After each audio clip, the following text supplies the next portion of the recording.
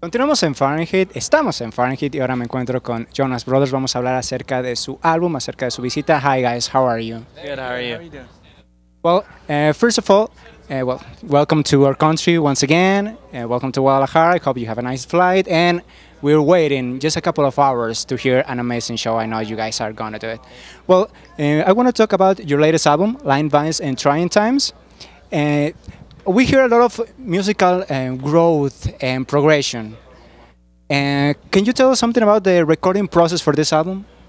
Sure, the recording process was with the same producer, John Field, and we got in with some people to write some new writers that we haven't written with them before and some of the same, and really wanted to go with a similar direction but add a little different sound into it. So we threw in a little horns, more horns than we have in the previous times, and it kind of made it a more old school sound to things. Yeah, actually, I've heard not only in this album, in your previous album, songs like Good Night and Goodbye, you have like a little old school sound, some horns in this album, for example, in Hey Baby, I don't know, there's, from where you took that idea, or is there a musical influence that to combine those old school elements with the new music that you're making? I think for us, we try to infuse a lot of different sounds. One on this record was Neil Diamond. He's always done such an amazing job of having that big band sound, and that's what we try to infuse on songs like Hey Baby and Poison Ivy, and other ones are Stevie Wonder, the same sense where he ties kind of the pop and funk side of things with the horns and the rhythm, and that's what we try to do with this record, and just be ourselves and keep it eclectic with the music and make it something that everyone can listen to and enjoy. You also have very good collaborations with people like Kathy Dennis. You wrote Paranoid. She's well known as a songwriter and also as a singer, like in the 90s. And also Johnny Lang is in the guitars. How did those collaborations come about? A couple of things were, well, with Kathy Dennis, it was a collaboration. Some people called and we had the opportunity to write with her, and so we wanted to do it, of course, without all her credits and things like that. So Paranoid was, we wrote with her. And then the other songs, we really just had these relationships and we called on them and they really kind of just fell into place, and it was kind of a fluke thing that things kept happening, but it definitely, the things between Common and Miley and Johnny Lang, it was definitely awesome. And one of the songs, also one of the songs of the album, Much Better, it also has a little bit of a 90s sound, something like that. Can you tell us something about the song? Sure. For us, Much Better was a song that we kind of wanted to have a throwback song, and the song means a lot to me. Just kind of a fun song to play live, and it definitely speaks a lot to our lives. I also hear a little bit of country, especially in What Did I Did for You, and also, well, also in Before the Storm with Miley Cyrus. I know you guys have shared the stage with Taylor Swift. You did a cover of Shania Twain. Do you have a little bit of country on your musical veins? I think we do. We live in Texas now, and so we're always around it, and we love country music.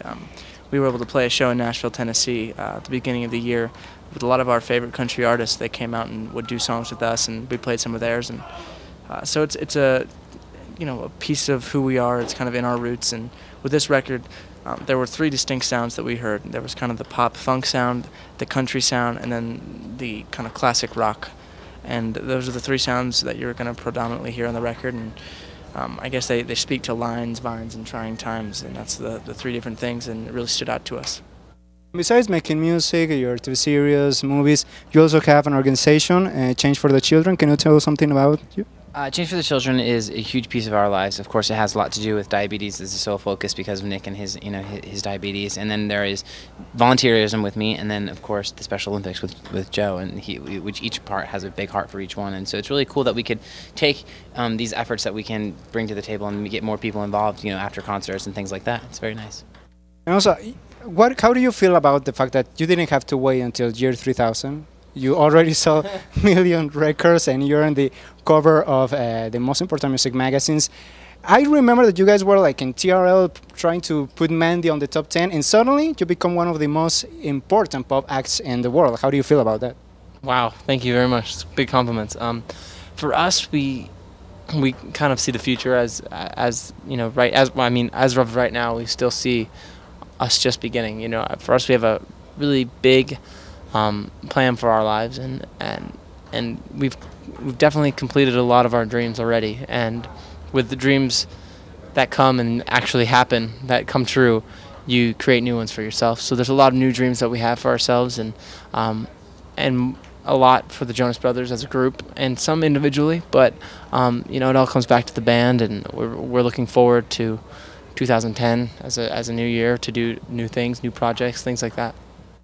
Talking about movies, you already done soundtracks. Some of your songs have been used in soundtracks. But as musicians, would you like in, I don't know, in the future, making not only the songs but maybe the score of a film? And what kind of film would you like it to be? I'd love to do the score to a movie. We've already talked about that, and thought that that's something we'd be interested in doing. And what kind of film? I don't know. I think for us, you know, maybe romantic comedy could be good. I think we can capture that in that sense where, you know, love bugs, sounds like that, songs like that, where we try to infuse different sounds and chords and things, and it could be a lot of fun. I know that you got this album, you wrote it mostly on tour. How different was to, I don't know, probably your first songs, write it at home or in a studio, and this time write it on tour? How different was that? I think our life has just become on tour and on the road, you know, and different things like that. So it's been really, really cool. But for us, we wrote a lot of this at home, on the road. We wrote it everywhere. So really, we took inspiration from everything around us. There's also a very good song called Black Keys, and I'm not the only one. I've heard a lot of good reviews about it. Nick, can you tell us something about the song? Thank you. Black Keys is a song that I wrote at the piano one night, and the concept of the song was originally the fact that it was the first song I'd written on the Black Keys. I've written a lot of songs on the piano, but in particular the first one on the Black Keys. And then as I was writing it, I realized the concept was all about how sometimes it's better to see things in life black and white, you know, day and night, as opposed to filling it with color and messing up the perfect picture. And it really spoke to me on a personal level, and to hear that, you know, people like it means a lot, and when I see them sing at the shows, it's amazing. Well, thank you very much for your time. Thanks for the interview. I hope you come to our country as frequently as you've come these years. And well, I'm waiting also for your show. Thank you very much, and congratulations for the album. Continuamos en Fahrenheit.